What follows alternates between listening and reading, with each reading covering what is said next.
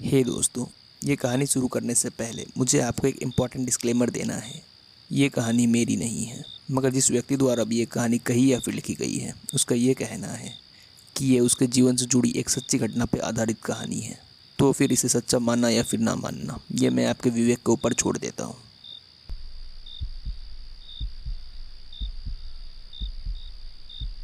मेरी माँ हमेशा मुझे उनके साथ हाइड एंड सीक खेलने पे मजबूर करती। हम डेली रात के 9 बजे पास के ही पार्क में जाते और वहाँ बस मैं और वो होती। हर एक गेम के पहले वो मुझे एक वार्निंग या फिर एक रूल बताती कि मुझे पूरे गेम के दौरान उनको इग्नोर करना है। वो मुझे बताती कि वो मुझे हराने के लिए चालाकी या फिर छल का इस्तेमाल करेंगी, मगर मुझे उनकी ये बात समझ में नहीं आती कि अगर किसी को किसी पे चालाकी या फिर छल का इस्तेमाल करना हो तो उसे इस बात को बताने की ही क्या ज़रूरत। हम डेली रात के 9 बजे उस पार्क में खेलते। मुझे ऐसा लगता कि ये सब नॉर्मल है। मुझे ये मालूम था कि दूसरी फैमिली से ऐसा नहीं करती है, मगर मैं हमेशा ये सोचती कि इसमें कुछ गलत बात भी नहीं है। और मुझे वो पार्क बहुत पसंद था। रात के वक्त उस पार्क में हवा बहुत ही ताज़ा होती और पार्क में सन्नाटा और शांति छाया होता। दिन के मुकाबले रात को पेड़ देखने में ज़्यादा बड़े लगते। वो 100 तक गिनती करती ताकि मुझे पूरा समय मिले छिपने के लिए। मैं जितना हो सके उनसे दूर भागने की कोशिश करती और किसी पेड़ के पीछे छिप कर बैठ जाती। वैसे तो वो पार्क बहुत ही बड़ा था, मगर फिर भी किसी तरह मेरी माँ मेरे पास से 3 बार गुजरती गेम के 20 मिनट के अंदर ही। मैं हमेशा उन्हें बोलते हुए सुन पाती जब वो मेरे पास से गुजरती। क्लेरा बाहर आ जाओ, बाहर आ जाओ क्लेरा, प्लीज़ बाहर आ जाओ, मैं इस गेम से थक चुकी हूँ, मुझे अब घर जाना है, खेलना बंद करो, यहाँ बहुत ठंड पड़ रहा है, जल्दी बाहर आओ, हमें अब घर जाना है।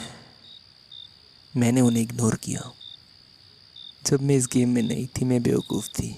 मैं अक्सर अपने छुपने के स्थान में से बाहर आ जाती उनके बुलाए जाने पर, जिसे देख मेरी माँ अक्सर मेरे ऊपर बहुत ही ज़्यादा गुस्सा करती। वो मेरे पास आती, मेरे कंधे को ज़ोर से पकड़ती और मुझे बहुत ज़्यादा डांटती। मैंने तुम्हें बताया ना कि मेरी बात नहीं सुननी, बोला था कि नहीं।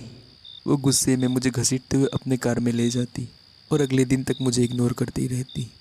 और तब तक इग्नोर करती जब तक अगली रात का हाइड एंड सीक गेम की शुरुआत नहीं हो जाता। मुझे ये मालूम नहीं था कि वो मेरे साथ ऐसा क्यों करती है। इसके बाद से मैं गेम के 20 मिनट तक उन्हें इग्नोर करती रहती और गेम में लगभग 20 मिनट के बाद वो मुझ पर छल करना बंद कर देती। 20 मिनट तक मुझे ये मालूम होता कि वो झूठ बोल रही है और मुझे ऐसा लगता कि वो बस अपनी सांसें और अपना एनर्जी को व्यर्थ कर रही है मुझे बार बार बुलाकर। मगर फिर भी वो मुझे किसी तरह ढूंढ निकालती और मुझ पे बहुत ही ज़्यादा गुस्सा करती। वो पार्क एक बहुत ही बड़ा जगह था। अगर मेरी मॉम कहीं पे छिप जाती तो मैं उन्हें ढूंढ के कभी निकाल ही नहीं पाती, मगर किसी तरह मेरी मॉम बिल्कुल माहिर थी मुझे ढूंढ निकालने में, जैसे कि वो मेरा सुगंध सूंघ सकती हो और मेरा शिकार कर रही हो। अब वो गुस्सा करने के बजाय मुझ पे निराश होने लगी। वो ज़ोर से सांस भरती, उनकी आंखों में आंसू होता और सीधा कार की ओर चल देती। इससे मुझे बहुत ज़्यादा दुख होता कि मैं ये नहीं कर पाई और मैं खुद को बहुत ही नाकाबिल समझने लगती। एक बार तो उन्होंने बस मुझे 2 मिनट में ही ढूंढ निकाला। उसके बाद वो फूट फूट के रोने लगी। मुझे बिल्कुल भी नहीं पता कि वो ऐसा क्यों करती है, मगर इससे मेरी जीतने की इच्छा और भी बढ़ने लगती। मैं जीतना चाहती थी, जिस कारण मैं और भी अच्छी तरीके से छुपने की कोशिश करने लगी। मैं झाड़ियों में छुप जाती और अपने कपड़ों का रंग हरा और काला रखती ताकि अंधेरे में मुझे आसानी से ना देखा जा सके। मैं पेड़ के बहुत ऊपर चढ़ जाती ताकि मुझे ज़मीन पे ढूंढा ना जा सके और मैं बिल्कुल स्थिर रहना सीख गई थी, एकदम स्थिर। और जब से मैं जीतने लगी मेरी माँ मुझे देखकर हमेशा स्माइल करती। ये स्माइल या फिर मुस्कान खुशी का या फिर आनंद का नहीं था, मगर उनके भाव को देखकर ऐसा लगता कि उन्होंने चैन की सांस ली और उन्हें बहुत बड़ी राहत मिली है। और मुझे खुद पे बहुत ही ज़्यादा गर्व होता जब मैंने उन्हें मुस्कुराते हुए देखा। फिर हम ऐसे ही घर लौट जाते और मुझे बहुत ही अच्छी चैन की नींद आती। फिर एक दिन मेरे पिता आ गए। जब मैं स्कूल से घर आई मैंने उन्हें देखा कि वो मेरी माँ से बात कर रहे हैं। वो घर में नहीं रहते हैं और मैंने अपनी पूरी ज़िंदगी में उन्हें बस 2 बार ही देखा है और मेरी माँ भी उनके बारे में कभी जिक्र नहीं करती। वो मेरे लिए एक अनजान आदमी की तरह थे। मैंने मेरी माँ के चेहरे का भाव देखा। डैड के आने के बाद उनके चेहरे का रंग ही उड़ गया था। वो कांप रही थी, उनकी आंखें बड़ी बड़ी हो गई थी और बहुत ही ज़्यादा घबराई हुई सी लग रही थी। मेरे पिता मेरी मॉम को क्या बता रहे थे वो मैं सुन नहीं पा रही थी, जिस कारण मैं उनके करीब गई। जैसे ही मैं उनके करीब गई उन्होंने बातचीत करना बंद कर दिया। वैसे बात तो सिर्फ मेरे पिता ही कर रहे थे, मगर मेरी माँ का एक्सप्रेशन जैसा का वैसा ही था।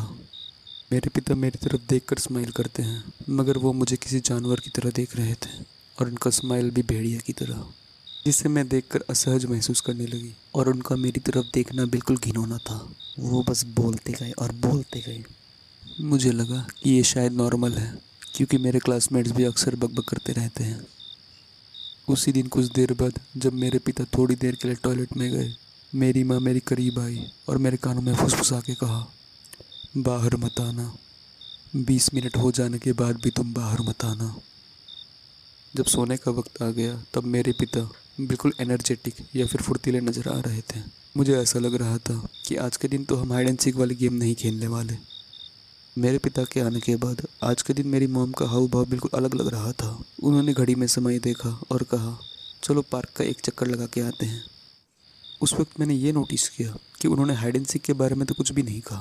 मेरे पिता ने पूछा, पार्क किस कारण जाना है? मॉम ने रिप्लाई किया, चलो थोड़ी ताज़ी हवा खा ली जाए। अच्छा ठीक है, उन्होंने कहा। मेरे पिता ने कहा, वैसे भी मुझे उनसे खेलना बहुत ज़्यादा पसंद है। पता नहीं ऐसा कहने से उनका क्या मतलब था। मेरी मॉम ने मेरी तरफ देखा और मुझसे कहा कि अपने कपड़े बदल लो। उनका चेहरा देखकर मैं ये समझ गई थी कि वो क्या कहना चाहती है, कि मुझे अपना छिपने वाला कपड़ा पहनना है। मेरे चेंज कर लेने के बाद हम गाड़ी में बैठकर पार्क की ओर चले गए। कार में मेरी माँ तो पूरे वक्त शांत बैठी थी, मगर मेरे पिता गुनगुना रहे थे। कुछ देर तक हम तीनों मिलकर पार्क में ऐसे ही टहलते रहे। फिर मेरे पिता काम के बारे में कुछ बड़बड़ाने लगे। अगर मैं सच बताऊं तो मैंने ऐसे काम के बारे में कभी नहीं सुना जिसके बारे में वो बता रहे थे। फिर अचानक मेरी माँ ने मुझे एक पेड़ की तरफ इशारा किया। मैंने ये नोटिस किया कि ये वही पेड़ था जिसमें मेरी मॉम ने मुझे आखिरी बार ढूंढ निकाला था।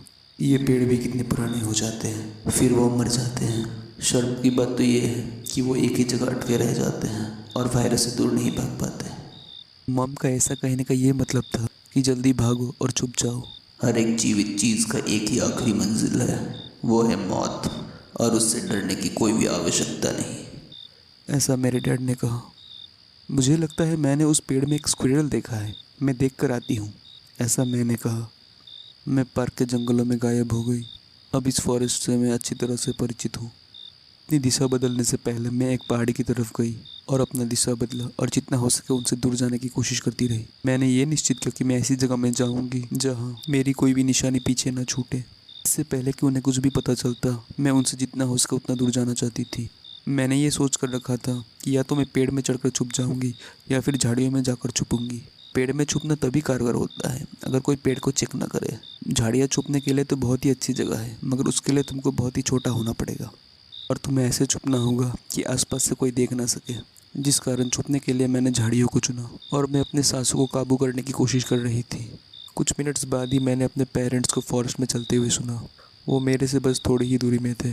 क्लेरा, बेटी तुम कहाँ हो? डैड ने मुझे पुकारा। क्या तुम्हें चोट लगी है? कुछ तो कहो, मैं तुम्हारी मदद करूँगा। क्लेरा, क्लेरा डार्लिंग, तुम मुझे सुन सकती हो? मॉम ने मुझे पुकारा। मेरी दिल की धड़कनें बहुत तेज़ हो गई और मैं ये बात जानती थी कि मुझे अब झाड़ियों से बाहर नहीं जाना चाहिए। बाहर आना शायद मेरे लिए सबसे बुरा चीज़ होगा। मैंने अपनी सांसों को काबू कर रखा और धीरे धीरे वो मुझसे दूर जाने लगे। फिर वो वापस आ गए। प्लीज़ क्लेरा, बाहर आ जाओ, तुम्हारे डैड उतने भी ज़्यादा बुरे नहीं हैं। प्लीज़ बाहर आ जाओ। क्लेरा प्लीज़, मैं जल्दी चला जाऊँगा, अब बाहर आ जाओ, प्लीज़ बाहर आ जाओ। क्लेरा कहाँ हो तुम? फिर से मॉम ने मुझे पुकारा। ये बचकाना मजाक बंद करो, डैड ने कहा। धीरे धीरे उनकी पुकार और उनकी आवाज़ें धीमी होने लगी। मैं उस जगह ही जमी रही, लगभग 1 घंटे के लिए, वो भी एक ही पोजीशन में। एक ही पोजीशन में बैठे बैठे मेरी बॉडी में अकड़न आ गई थी। मुझे बहुत दर्द हो रहा था और मेरे ऊपर कीड़े भी चल रहे थे। मैं बहुत ही बुरी तरीके से हिलना चाहती थी, अपना पोजीशन चेंज करना चाहती थी। मुझे एक लकड़ी के टूटने की आवाज़ आई, वो भी मेरे पीछे से, मगर मुझे उनकी बात करने की आवाज़ें तो नहीं आ रही थी। क्या उन्होंने बात करना बंद कर दिया था? मुझे बहुत ही ज़्यादा डर लग रहा था और मैं पीछे मुड़कर देखना चाहती थी कि वहाँ पे कौन है। मगर इसके साथ साथ मुझे ये भी मालूम था कि अगर मैं मुड़ के देखूँगी तो उन्हें पता चल जाएगा कि मैं इस जगह में छुपी हुई हूँ। क्लेरा, ये बचकाना मजाक बंद करो और तुम बाहर आ जाओ। मैं पूरी तरीके से शांत बैठी हुई थी। क्लेरा प्लीज़ बाहर आ जाओ। उनकी आवाज़ और भी ज़्यादा डिस्परेट होने लगी, ऊंची और क्रूर होने लगी। किस्मत से वो लोग मुझसे 70 मीटर दूर थे, मगर धीरे धीरे वो मेरे करीब आते जा रहे थे। वो मेरे पास आती गई और उनकी आवाज़ें मुझे और भी ज़्यादा ऊंची सुनाई देने लगी। फिर भी मैं एक जगह शांत बैठी रही। क्लैरा, मुझे मालूम है कि तुम इसी जगह में हो। बस कुछ ही देर की बात है, बस कुछ ही समय की बात है। मैं तुम्हें ढूंढ लूँगी और तुम्हारा चमड़ी उधेड़ दूँगी। पहले तो मैं तुम्हारे हाथों से शुरुआत करूँगी, एक चाकू की मदद से तुम्हारी चमड़ी उधेड़ूँगी, ठीक वैसे ही जैसे कि चीज़ को चाकू से छीला जाता है। इससे तुम्हारा बहुत सा खून बहेगा और तुम चीखने लगोगी, जिससे कि मुझे फोकस करने में तो परेशानी होगी। मगर कोई बात नहीं, फिर मैं तुम्हारे दूसरे हाथों की चमड़ी उधेड़ दूँगी। वो मेरे और करीब आ गई। मुझे मालूम है कि तुम्हें ये बिल्कुल पसंद नहीं आएगा, और मुझे भी नहीं, मगर फिर भी मैं तुम्हारे से बेवकूफ़, गंदी और घटिया नहीं हूँ क्लैरा। मैं खुद समझूँ, मैं तुम्हारे जैसे घिनौना प्राणी नहीं हूँ। तुम सिर्फ एक ही काम के लिए बनी हो, मेरा शिकार, मेरा खाना बनने का और मेरी ऊर्जा का स्रोत बनने का। मैं तुम्हें ढूंढ निकालूंगी। ये आवाज़ मुझसे सिर्फ 20 मीटर दूर थी। अगर तुम जल्दी बाहर नहीं आए तो और भी ज़्यादा पछताओगी। 10 मीटर। तुम्हें मालूम है मैं हड्डियाँ नहीं चबाती, वो मेरे गले में अटक जाती हैं, मगर उसे मैं यहाँ छोड़ भी नहीं सकती। इसलिए उन्हें मैं अपने साथ घर लेके जाऊँगी और उन्हें चबाऊँगी। हाँ, यही बेस्ट रहेगा। 2 मीटर। वो अचानक हंसी। क्या उन्होंने मुझे ढूंढ निकाला? शायद नहीं। मैं खुद से ही बात करने लगी कि क्या मुझे पीछे मुड़ना चाहिए या फिर ऐसे स्थिर बैठी रहूं और ये उम्मीद करूं कि ये मुझे ना ढूंढ पाए, या फिर मैं पीछे मुड़ के देखूं। मेरा डर मुझ पे हावी हो रहा था, वो मुझे खाए जा रहा था। मेरा दिल मुझे पीछे देखने पे मजबूर कर रहा था। वो जानना चाहता था कि क्या चल रहा है, मगर मैं ये जानती थी कि अगर मैं पीछे मुड़ूंगी तो आवाज़ आएगी और मैं पकड़ी जाऊंगी। नहीं, मुझे स्थिर ही रहना चाहिए। मुझे मालूम है तुम कहाँ हो। अरे नहीं। मगर इसके बाद वो इस स्थान से दूर जाने लगी। मैं तुम्हारे आई बॉल्स को चूसूंगा उन्हें खाने से पहले। वो कितने नरम और गीले होते हैं और गले के नीचे बहुत ही आसानी से उतरते हैं। और तुम्हारा खून, तुम्हारा गर्म खून का स्वाद, इससे अच्छा तो कुछ भी नहीं। मुझे ऐसा लगा कि शायद वो चले गए हैं। फिर भी मैं पूरी रात स्थिर बैठी रही। जब दिन हुआ और सूरज मेरे ऊपर था और मैं कुछ और दूसरे बच्चों की आवाज़ सुन पा रही थी, तब जाकर मैं खड़ी हुई। एक बच्चा मुझे अचानक ऐसे देखकर डर गया और कांपने लगा। फिर मैं अपने घर वापस आ गई। डैड वहाँ पे नहीं थे, मगर मेरी मॉम थी और उन्होंने मुझे देखकर हग किया। अगर आपने वीडियो यहाँ तक देख लिया तो मैं श्योर हूँ कि कहानी आपको ज़रूर पसंद आया होगा। मगर मुझे आपसे एक माफ़ी भी मांगनी है। मुझे खुद भी इस कहानी का अंत नहीं पता। ये तो मेरे लिए भी फ्रस्ट्रेटिंग है। अगर आपके पास कोई थ्योरी है इस कहानी को लेकर तो आप नीचे कमेंट में शेयर कर सकते हो।